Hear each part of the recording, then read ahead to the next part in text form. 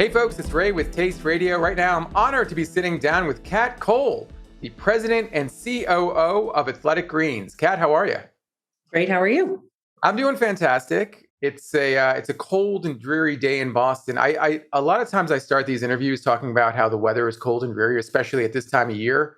And I hope that you're enjoying warmer weather wherever you are. It's in the 30s, but sunny and beautiful in Atlanta. Atlanta is typically sunny and beautiful, but sorry to hear that it's in the 30s. I think most people wouldn't think that it ever got in the 30s in Atlanta. Oh, yes. There you go. Well, it's a lot hotter, I assume, in a place that's very familiar to you. That's Burning Man. This is a weird way to start an interview, I know. But Burning Man is so embedded in you and your life. So I got to ask you about this because I've never been to Burning Man. I don't know anything about it. I'm very curious about it. Please tell me and anyone in our audience who's never been what it's all about and why it's so awesome. Burning Man is an annual festival in the desert where art, community, creativity all collide. Over 70,000 people attend. Literally, it becomes Nevada's third largest city overnight. There is no infrastructure. It is dusty desert land, and infrastructure emerges from the Burning Man organization and with the fine folks in the city of Gerlach, the nearby city, and Black Rock. And it becomes this amazing event. People go to build camps, to create, to discover. There's amazing art, like world-class installations and art and events and music all throughout what is essentially a full week-long festival that happens leading up to Labor Day. So the week prior to Labor Day every year, of course, with exceptions during the pandemic. I've been going for many years. My husband and I got married at Burning Man. There are many weddings, children go. Yes, it's a party, but it's also an incredible place to go discover and create. And I encourage people to Google it, to look it up, as opposed to what it sounds like it is, to see what it actually is. And there are tenets and principles that those attending Burning Man adhere to, such as leave no trace, leave things better than you found it. We are camping on sacred and protected land. No commerce, there's no money there. And so you are there to be radically self-sufficient, to radically participate in community. I mean, there are these really interesting principles that are easy to go discover that are not only beautiful for the experience at Burning Man, but have certainly become a part of my personal ethos, the way I think about companies and community and family and life in general. The one thing you didn't say, or the one word you didn't say, is fire. And I think when people think about Burning Man, they think about these huge structures that are just caught on fire, smoke everywhere. Is that part of it too? Is that a big part of it? Or there is a day at the end of the event, okay, where things, art installations, and the giant wooden man, gets burned. And so the idea is impermanence, right? You put all this work into creating beautiful things, and then they burn. And so that's only true for the wood structures, of course. But there is a big party near the end where the giant multi-story wooden man structure gets burned, and there's a big party around it celebrating the end of the event. But then the day after, there is the burning of the temple, a beautiful structure where people have weddings, or they go to mourn, or they go to pray or meditate or celebrate. And it's quite stunning. And on the Sunday after the man burns Saturday, the temple gets burned on Sunday. And it is quite emotional because people have gone there to have, emotional moments, and then to stand around and see it burn is sort of seeing that either trauma or that moment kind of go up in smoke, and the idea of, good things come to an end, but tough things come to an end as well. And standing around the man burning on Saturday, it's this incredible party, lots of sounds and celebration, but the same people stand around the temple burning, and it's silent. Tens of thousands of people watching the temple burn, and it is silent. And it's incredibly moving. It really is an incredibly moving experience. So I encourage anyone to go. Bring your parents, bring your kids. A lot of kids go. I will be bringing my kids when they get a little bit older. They're just too young to follow instructions right now consistently. But it's like anything. There's much more to it than meets the eye, and I encourage people to do their own research. Well, I appreciate you sharing that because I, again, didn't really have any concept of what Burning Man was all about. And it sounds like a really beautiful, wonderful experience, not similar to the images you typically see on the internet of people dancing around a humongous bonfire. So, yeah, I definitely will check it out. We do dance around a humongous bonfire, so it is and it is Okay. all things. But that's the last thing you do. It's not like the only thing you That's do. right. That's right. Okay. One more thing I want to get to before we get into everything that is cat coal and athletic greens. I guess this is part of cat coal, is oregano sinus spray. This is really weird. I know. I saw this on Instagram or your Instagram where you created a travel kit for your husband who's going rowing around the world. Is that right? Yes. Okay. And okay, that's a whole nother story. But oregano sinus spray was a key part of his travel kit. Why? This sounds horrifying to me, but Yes. I okay. always have to disclaim, not medical advice. Do your own research.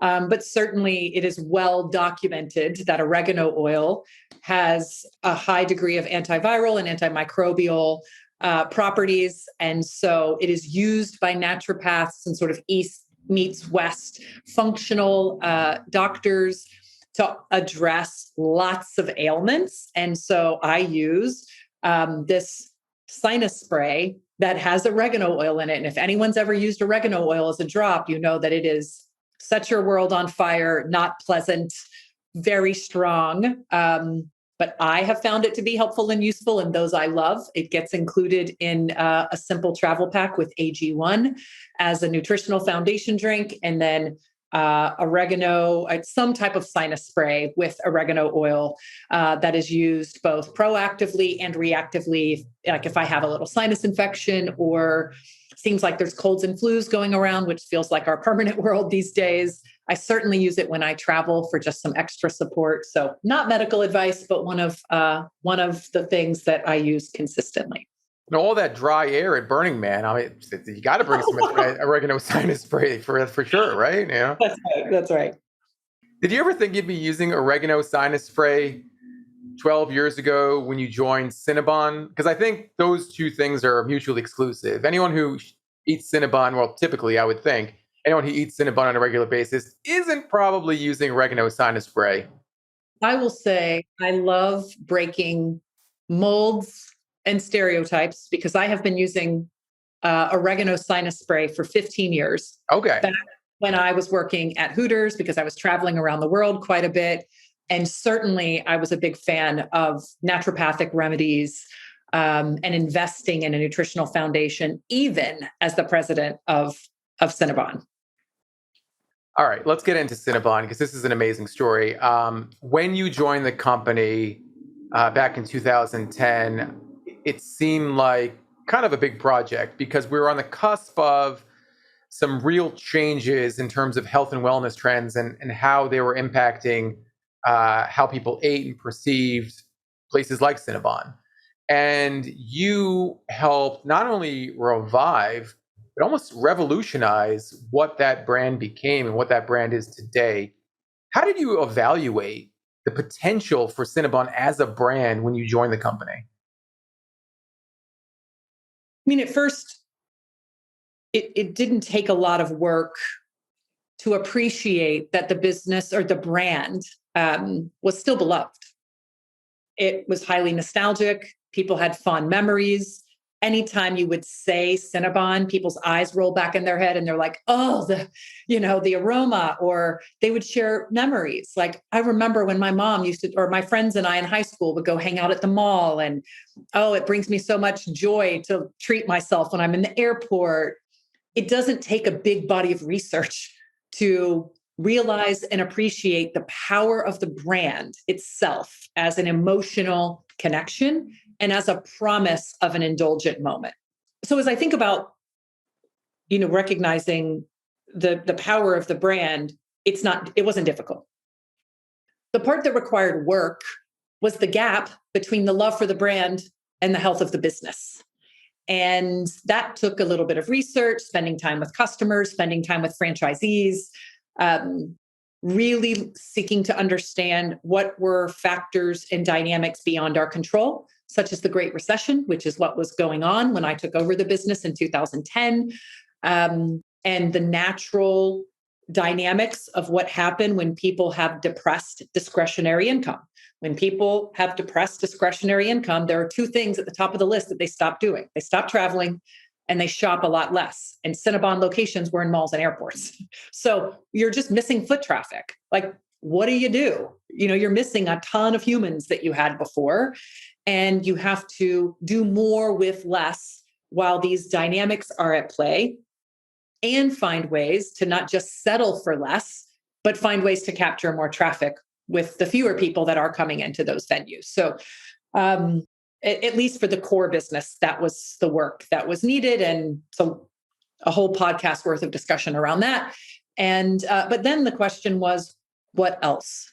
Beyond, we are not confined to our existing venues. We are not confined to malls and airports. Where are the other places that the brand has permission to travel? We did that work. We did the research. We did deep brand architecture explorations. We did ethnographies where we go into people's homes. I mean, we did the work to understand where the brand had permission to travel, what type of a journey all the elements of the brand needed to be on to maintain its relevance, because it was very clear that out of the two things that define an enduring brand, relevance and differentiation, Cinnabon was insanely high on differentiation. Like, there's nothing like it, but faltering in relevance. Everything from consumer trends to the venues where it was located, it was harder to access. And this was at the beginning of the e-commerce boom and journey, right? This was not retail apocalypse stuff. This was depressed discretionary income stuff. This was recession stuff. And so that was just this sort of combination of informed intuition as a business person, as a consumer, as a fan of the brand, as well as deep academic work around brand and commerce and the marketplace and consumer trends, and bringing those things together, as well as spending time in the trenches. I was working in the bakery, spending time with employees, spending time with customers. For the first 60 days, I didn't do much other than work in the bakeries, staying close to the customer, asking the same questions to everyone to get patterns that would help me, along with the other things I've already discussed, prioritize with the team where we needed to spend our time, energy, and resources. And that led us to a series of operational initiatives, a series of brand initiatives, and then an overall plan to enter and accelerate alternative channels, strategic partnerships,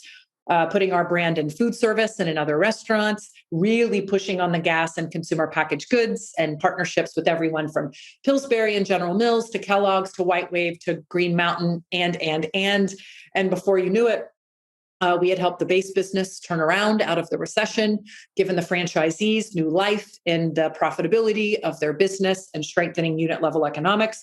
And we had also pioneered bringing a restaurant brand into channels in grocery and alternative channels that were, that was not the case previously. And certainly building omnichannel brands is the way the world works today, but it was novel at that point and led to unprecedented growth for the brand awareness, for the business, for revenue, for profitability, that allowed us to reinvest in the business over time. And it's still one of the world's largest omni-channel restaurant brands today, which is, 10, almost 11 years later after we started that journey. It's such an amazing story. And when we spoke for our pre-interview, I asked you, and this is kind of funny, I asked you how long you've been in CPG, and it seems like it was a short amount of time because you'd only recently started working with Athletic Greens. You're like, I've been working in CPG for over a decade. And I think Cinnabon as a CPG brand, it doesn't instantly click, or it didn't with me. At the outset, I know you said you did a lot of work in terms of researching where the brand had permission to go.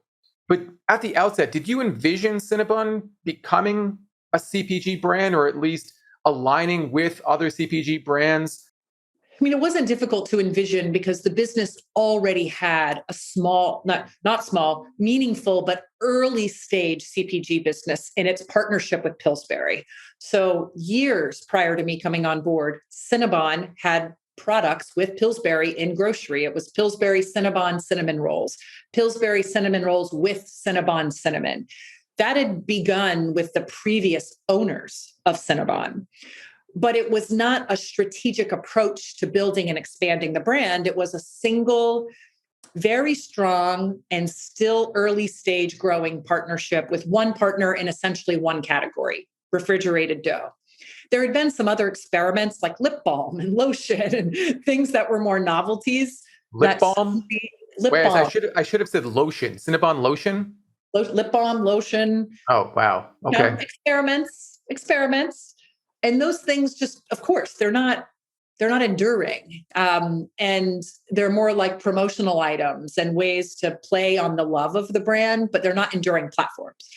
And but the cinnamon roll business in grocery was in fact an enduring platform. And so I inherited the beginnings of this channel, but then saw it as an entire platform where we as a brand were not limited to like for like categories in grocery. The Cinnabon brand didn't only belong in cinnamon rolls in grocery. It belonged in coffee creamer. It belonged in cereal. It belonged in other baked goods, right? There were baking kits. There was so much opportunity for the brand to extend because people told us, I want a taste of Cinnabon in other formats, in other moments in my life. I'm not going to the mall every day, but I love the aroma. I love the taste. I love the smell. Do I want to eat a giant pastry the size of my face every day? No.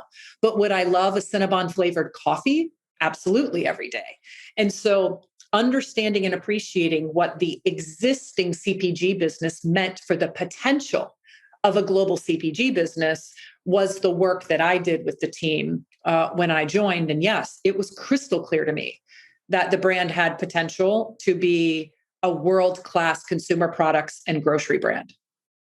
As I mentioned, this was at the beginning on the cusp of health and wellness trends starting to dominate everything in CPG.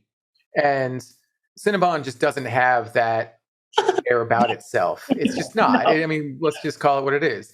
Yeah. That being said, I mean, how sustainable did you think this strategy was amid changing winds in CPG, particularly in food and beverage? It was so clear that not only was this sustainable, that it would grow. And the reason why is when we are all on a health and wellness journey, we get more and more disciplined about what we put in our bodies, about clean label, about healthier choices, and we don't go backward. But we still, not everyone, but many of us like to treat ourselves from time to time. And what those trends mean is when people take a moment to treat themselves because they are on a healthier journey, whatever they treat themselves with has to be so worth being bad.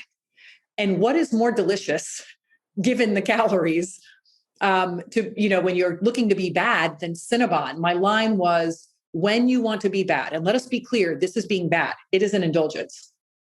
When you want to be bad, it is so worth the discretionary income and the discretionary calories. Should you eat it every day?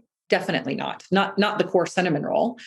But when you treat yourself, when we as consumers who are on a health journey want to indulge, what starts to happen as those health trends increase is we demand more deliciousness from the few times we are bad. So actually, maybe counterintuitively to many people, I had more confidence in Cinnabon's potential to cut through the clutter because all the stuff in the middle, the snacks and the not so delicious things, were actually going to be the first things we cut. Because why be bad if it's not absolutely amazing? I'd rather just have the most creative version of something healthy. And so it was clear, even in coffee, where I would tell people, look, if you want gluten-free from Cinnabon, we had a gluten-free baking kit, and you can drink the Cinnabon flavored coffee. that was a way to have a taste of the brand. And Cinnabon had a cereal that was far less sweet if you wanted to treat yourself once in a while. And so there were these many ways to still be honest about the fact that the brand is an indulgent brand. And everywhere it shows up, the aromas and the flavors are about indulgence. The brand has no place trying to be healthy. But if you are going to treat yourself, we should protect the high quality ingredients and how amazing and delicious those moments of indulgence would be. And this has nothing to do with health or not health. This has to do with understanding how to build a consumer brand. And how to build a consumer brand is being honest about who you are and what you stand for, and then leaning into that in ways that you have permission from the consumer to lean into that and not try to be something that you're not.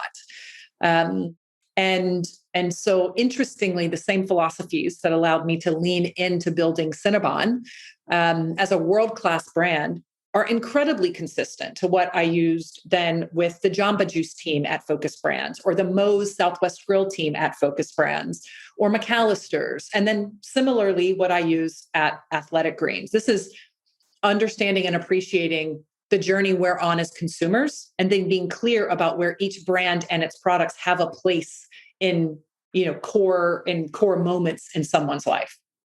Focus Brands, you mentioned, is the umbrella company that owns and operates all the quick service restaurant chains that you mentioned, including Cinnabon.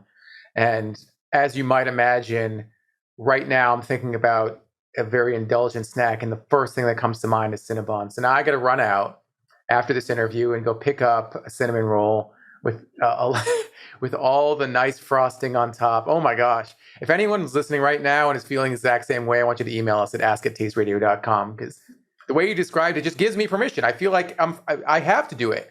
I've been eating well all week, and now I deserve this. It's my cheat meal. It's not really a cheat meal, but you know what it is. Do you indulge in cheat meals very often? You seem like a very healthy person, someone who always lives a very healthy lifestyle.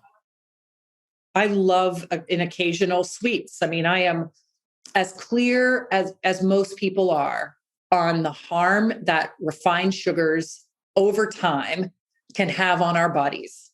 And I still have ice cream sometimes, and I still have a cookie sometimes, and I'm on the board of Milk Bar, and I have a slice of amazing Milk Bar cake sometimes. But the frequency at which I indulge, especially as I get older, is less and less. And it had better be worth it. And then I lean into being more and more healthy and disciplined in my day-to-day life so that I have a stronger health foundation on which I can occasionally indulge without sending my health off, off course. And when I do indulge, I indulge less, right? It's like delicious, but I might not eat the whole thing. I might have a smaller portion is something that I really appreciate from my indulgent brands, so that I can just have that little moment and that taste. So it's like my indulging has become farther apart in frequency. I modify my portions, but I demand more deliciousness for when I'm bad, and my baseline of investing in my health and wellness, not just eating healthily and clean throughout the day and some weird version of intermittent fasting that I do, but also AG1 from Athletic Greens, also supplementation to build the foundation of my nutrition. I've just gotten more serious about it as time's gone on, as I become more educated and informed. Like, you can't unlearn the research. And I'm a mom of two young kids that I had when I was First one I had when I was 39, the second one I had when I was 41. I want to live long and strong, for myself, for my husband, and for them. And so, yeah, I still indulge and have fun. And I put far more energy into building my nutritional foundation. So Hooters chicken wings once a year, Cinnabon once a year, and that's good for you. That's right. I imagine you wouldn't be investing. Let's say there was a Hooters startup or a new Cinnabon startup. I imagine that you wouldn't necessarily be financially investing in those companies. You are an angel investor today, and you have made investments in a number of better for you brands. Is your philosophy very much tied now to it has to be improving upon someone's lifestyle or health or lifestyle, or is it beyond that? Is it something different than sort of what we've been talking about over the last few minutes? I angel invest along with my husband, and we're invested in over 70 companies. So we would be considered super angel investors. And it's an even split of about a third consumer brands, most of which are health, wellness, or way better for you consumable brands. A third are technology and just pure tech plays. And then the other third is a bundle of things ranging from marketplaces to ed tech to other consumer products that are not necessarily consumables. But yeah, I mean, over the years, look, like any investor, I am investing, especially if investing in early stage companies. I'm investing in where I believe the consumer will be in 5 years because I'm getting in early, right? Early in the curve, early in the company. And certainly, I believe in omnichannel retail. I believe, which extends far beyond food, and health and wellness. I believe in better for body, better for planet trends that will continue, accelerate, and endure. And so, of course, when I'm putting my money to work, where do I want to put it to work?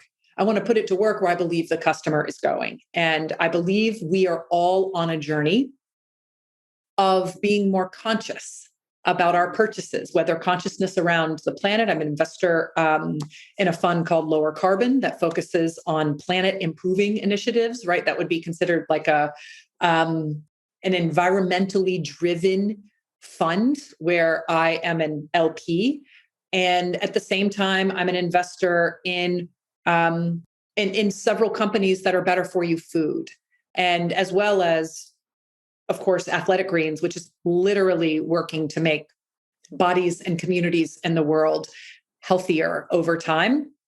And I've been on a journey of, as my interests evolve, as my education continues, as I learn more about what's important for our nutrition for the world, I put my money where my mouth is and where my time is, and where I think consumers will do the same. And certainly over the last, especially 5 years, that has included far more investments in the broader health and wellness category.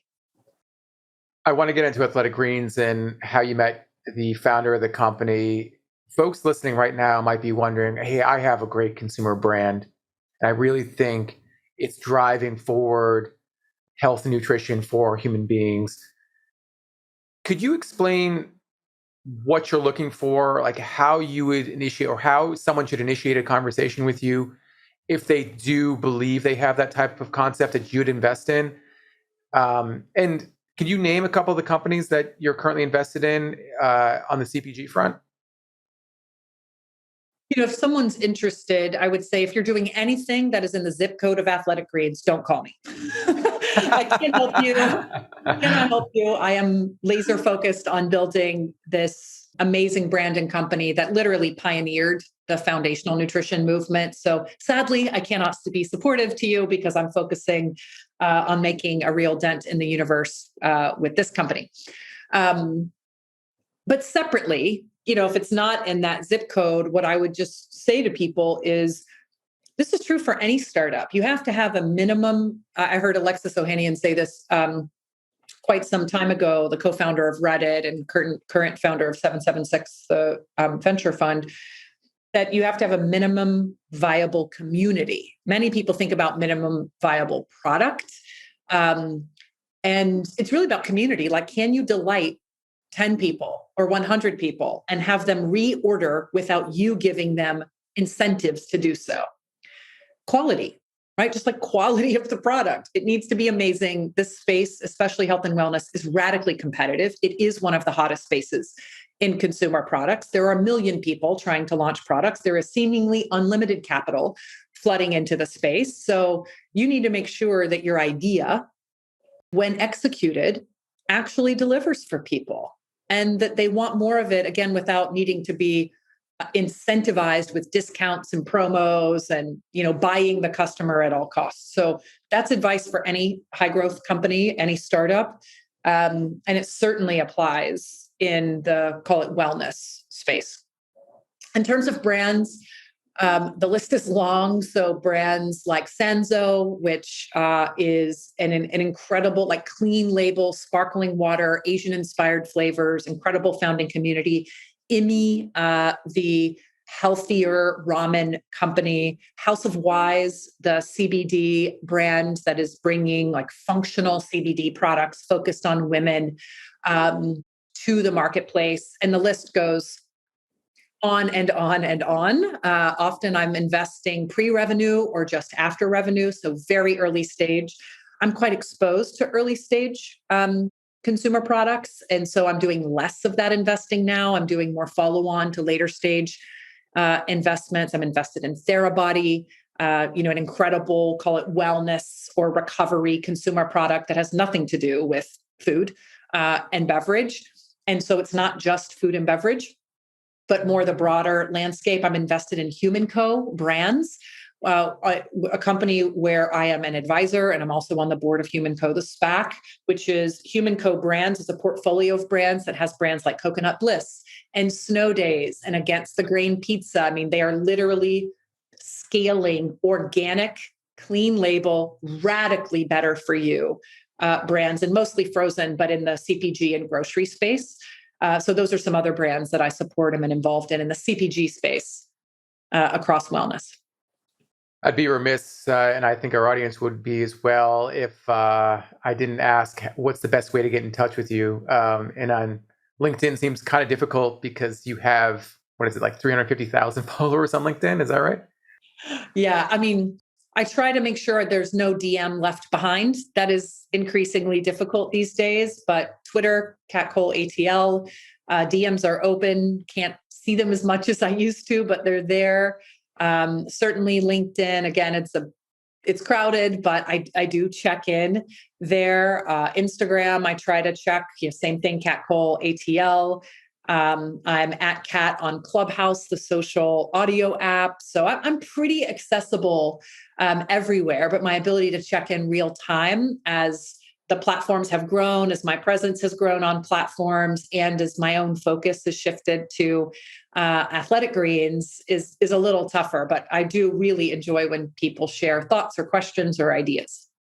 So you won't get back to people in 10 minutes. Give it a couple days, folks. A couple days. Yeah.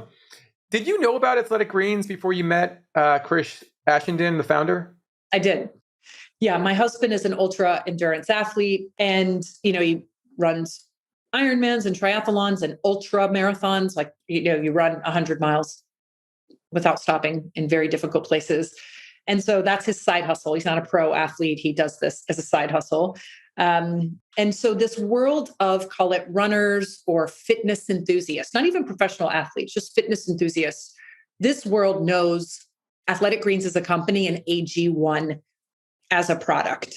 They've been using it for years. It's been like the best kept secret in building a nutritional foundation and in aiding recovery of people who live active lifestyles, and it seems like all of a sudden coming on the scene for we mere mortals who are just trying to live longer and stronger, but who in our own way have active lifestyles.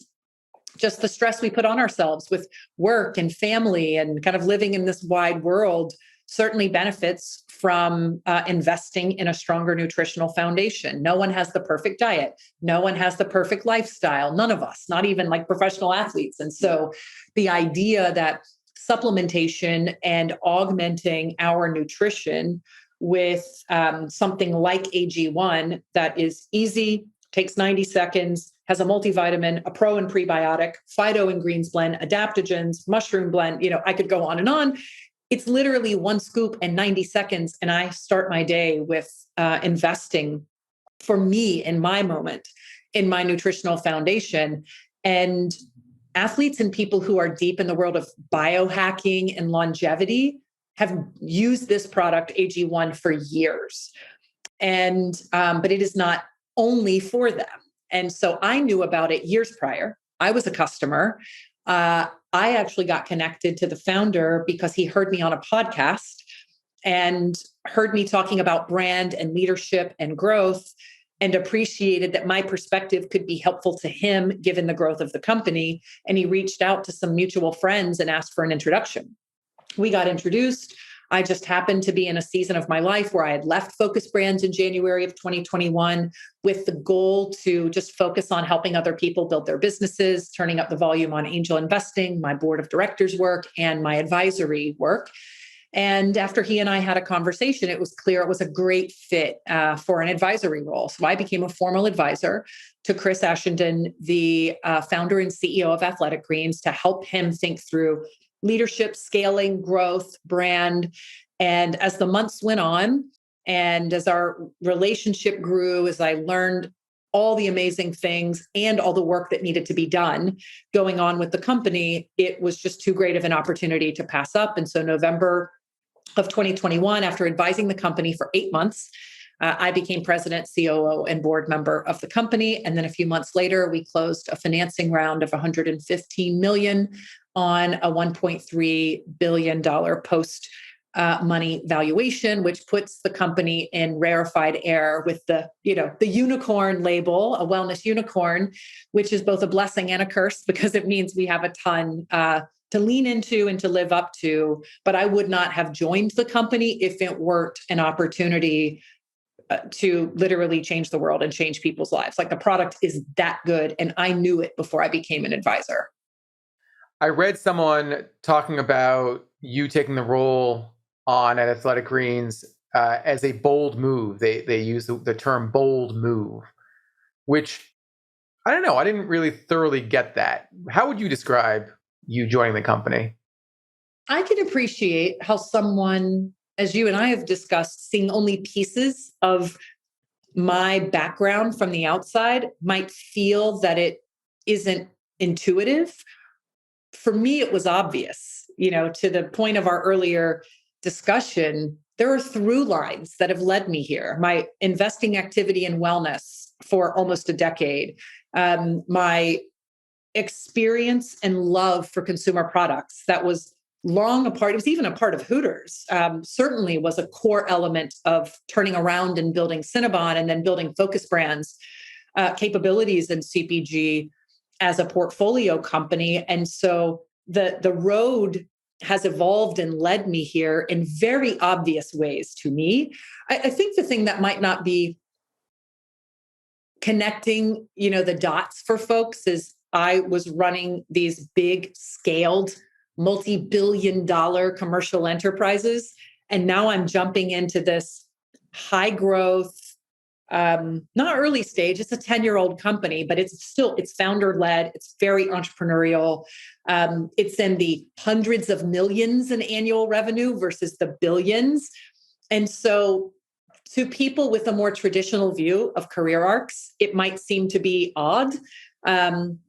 But as I've described, I think it's a boss ass move to jump from commercial, large scale brands to having the courage and the energy to join something that is actually earlier in the S curve, where the winds are at its back, where part of your remit is to not only make the most of it, but not screw it up, because there is so much energy and excitement and clear momentum in the category.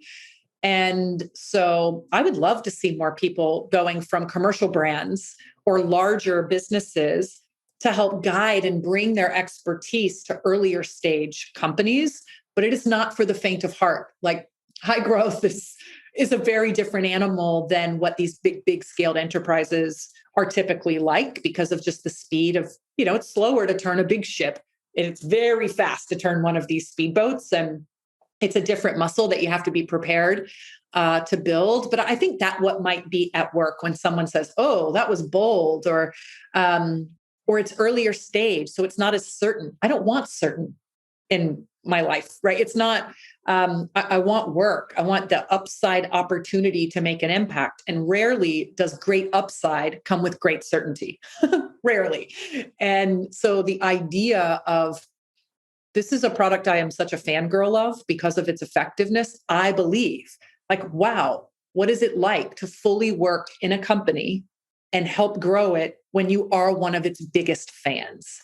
And your energy, your personal energy around the category and the quality of the product is lined up with the job to do in the company. I mean, it's this mission alignment, vision alignment, values alignment between personal and professional that really unleashes and unlocks a professional's potential. And so to me, it doesn't feel bold at all. It feels pretty obvious. Like it was very organic, as I've described, of how it came to be. And I mean, I was advising the company for 8 months. I mean, talk about de-risking a role, right? We had a 8-month long interview with each other. If you think about it, it was almost like the least risky thing I could possibly do.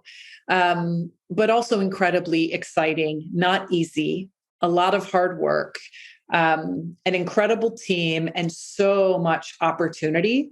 And I also remember that those big brands that I ran, at one point, they were at this point in their journey. It took a team to grow them to scale. And then, yes, I was a part of those teams that continued to scale. I have no interest in running a true startup like 0 to 1. That's not my jam. I do understand scale, and I see the opportunity to bring that to the stage where Athletic Greens is. But I do love the more entrepreneurial spirit, the ability to put my thumbprint on the business in a more meaningful way. And that is what you get when you join a growth stage business, these like hundreds of millions in revenue, but growing at 100, 150, 200, 250% year over year in various metrics. I mean, it's a pretty wild ride. And as people can tell when I talk about it, it's insanely energizing. It's interesting to hear you call it a pretty wild ride, even though you've only been with the company for a short amount of time and advising the company for, well, so you started advising the company July last year, April last year. So we're not even a year in, and it's already been a wild ride. It was already a wild ride for Athletic Greens even before you got there. I mean, they got to a $160 million run rate without funding. That's right. And that's insane. I think people, when they hear that, they're like, well, how? I'm wondering how. And people point to, okay, well, they got lucky. Or they had a really incredible business strategy that worked so specifically for the direct-to-consumer channel, because this was all D2C at this point. Still is all D2C. Can you point to one or two things that really helped get them there? I mean, is there something really specific that entrepreneurs listening can point to and say, that was such an important key to their development? Yeah. And it goes back to our earlier conversation around why I'm such a fan and in what I've observed. I cannot stress this enough. People find the product effective. They reorder on their own because they feel they are better with it than without it. And so my advice when you asked to entrepreneurs or people in the early stage, I said, find a minimum viable community, a product, and a set of people who are so delighted that they reorder on their own. That happens for various reasons, depending on the product. This is a nutritional product that helps people invest in their nutritional foundation. And the customers we survey, our own customers, tell us they feel more energy, their digestion improves. Over time, they feel that they can tell that their immunity improves.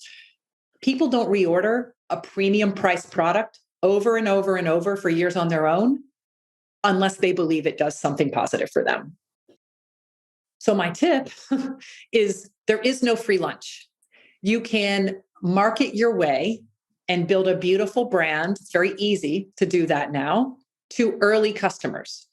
But if you believe your own hype and you don't actually get to the truth of do they find enough value to reorder on their own and tell their friends, eventually you'll be found out, right? Eventually kind of the tide recedes of energy or of hype or of market dynamics, and you're left with whether someone feels they need your product in their life. If it is worth the time, the energy, again, the discretionary income. And so what Chris and the experts he enrolled over 10 years ago created, it worked. And people who wanted to accelerate recovery, who wanted to invest in their digestion, who already were early in the awareness of the connection between gut health and other parts of our health, because of the pro and prebiotics in this product, were fans, and they reordered on their own. Again, a premium price point. And that word of mouth helped grow the business because they certainly didn't have a marketing budget. Again, they're bootstrapping the business. And there is no version of the Athletic Greens story and the success of the founder bootstrapping the business that occurs without a product that is so effective that a large majority of customers subscribe and stay for years and years.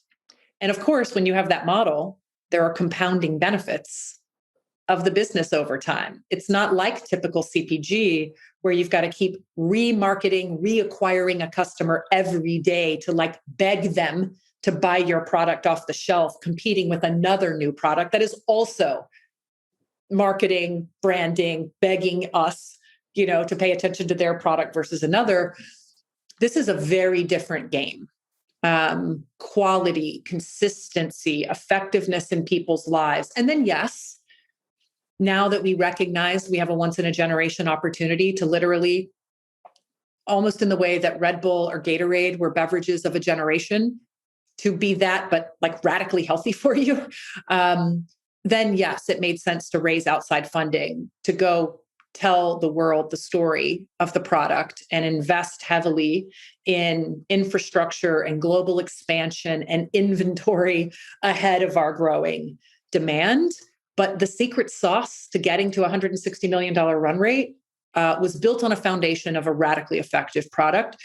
And then Chris, the founder, CEO, was and is an incredibly precise capital allocator, right? He's like radically focused on appreciating the cash conversion cycle of this model, protecting direct to consumer so he doesn't have these margin impact elements of wholesale or retail. Not that we won't go there. We will at some point, but in a uniquely AG way. But it was better for the consumer to have a direct relationship with the company, to pay the price that was what they could get directly from the company, as opposed to the many markups that would be involved in other channels. And look, there, at least in this iteration of AG1, there's 75 of the highest quality ingredients. That is not cheap. Getting them blended together with the highest quality effectiveness certifications is also not inexpensive. And in Chris's early days of founding the company, all his friends in retail said, go to retail. You don't need all these expensive ingredients. Make it cheaper. Like take some of these out, get the price point lower, go to retail, go to GNC, go to Whole Foods, go to these places. And he said, no, because what our bodies need as a nutritional foundation is actually this comprehensive set of ingredients that are more powerful when you put them together. It's hard to remember to take pills. It's hard to remember to take them together. In some cases, it's not the best form. And so he, to his credit, built something that was built for the future by staying committed to what the research said was best for our bodies, even though it made it too expensive for retail. And that was why he was direct to consumer. The quality of ingredients led to it being too expensive for retail. And so D2C was the only path. And then word of mouth grew. And then he had the benefit of not having all the other elements. And now we're entering a very different phase, growing at just under 200% year over year, still on that big base. And in a very different world where a meaningful percentage of our business is in Europe. We have a small but growing business in China. North America is exploding. We ship to, over 80 countries. I mean, really, wherever there are people, we get product. It's a global business. Now, it's not just a best kept athlete secret. And so the outside funding was a way to allow us to not miss this once in a generation opportunity to be the brand that people think of when they think of commitment to quality, effectiveness. And we only do a few things. And the few things we do are well worth that moment for yourself and that investment financially. There are so many great things going for the brand, and there were even before you joined the company. When you did eventually join the company, I imagine you asked yourself, well, I can press my foot on the gas as hard as possible, but is that really going to help drive the company in the direction that it needs to go? How did you think about where the company should go next in terms of its growth and development? It's a big partnership with Chris, the founder CEO, the executive team that's fantastic, our new investors that come along for the ride. It's a team sport. And so part of it is this balance of don't screw up the magic and what's working Acknowledge there are some things that got us here that need to be tweaked to get us to the next point. And there are some things that need to completely change because we're just in a different world. And some of that is things like our messaging to consumers. We have a real opportunity to be more clear on what is in the product. Many people, because it's called, the company is Athletic Greens, and it was part of the Genesis driver for renaming the product to AG1. So the company is the Athletic Greens, like Athletic Greens as a company, but AG1 is the product because it is so much more than greens. The greens blend is only 25, less than that actually, percent of the product and the ingredients. Pro and prebiotics, multivitamin, multimineral, adaptogens, like these are bigger components than the greens. And so we actually have an interesting challenge in that the name of our company, Athletic Greens, can be a little limiting. We are neither exclusively for athletes, nor is this product exclusively greens as a blend. And so it is clear that we have an opportunity to communicate and educate what's in the product, how it works together, how high quality it is. So people understand, oh, much of what's in here is what I'm also taking in a multivitamin, or, oh, I'm buying a probiotic and that's what's in Athletic Greens, or that's what's in AG1. And so I could just take AG1. And of course, it's not medical advice. People need to do their own research and work. But very quickly, when we do a better job storytelling, many consumers shift from, oh, wow, that's expensive, to, oh, wow, I'm actually going to save a little money because I'm not buying all these other supplements, and I'm going to remember to take it every day because it's one scoop, and I'm actually getting other things I wouldn't have otherwise invested in or taken that are good for me. So it was very clear that storytelling and education are a big part of what's going to help us accelerate. Certainly investing in our international markets in a thoughtful way, because they're earlier in the curve than North America is a big body of work. And investing in R&D. We will be launching more products. Only a few that matter the most to foundational nutrition. We are obviously not a company that just sells you more SKUs to build your transaction. I mean, we literally have one hero product right now, plus vitamin D3K, as well as omegas. But we will launch more products. And so that, given the quality threshold that we have, that takes a lot of research and development, a ton of experts around the world on what is great for you for important bodily functions and health and wellness. So there is a need to communicate now that will help drive the business now in the markets where we are. And there's also a need to invest for years to come, growth and innovation, both geographically and in terms of categories. And then certainly sequencing the channels where we will show up is an exciting opportunity, where the funding and what I see as near-in opportunities it has made its way up the chain and priorities. So it sounds like the when is really more important than the where at this point in terms of where you go next. Yeah, that's right. Yeah. Does the where also include I don't even know, is Web3 aware? Is that a fair description of it? Yes, Athletic Greens in the metaverse.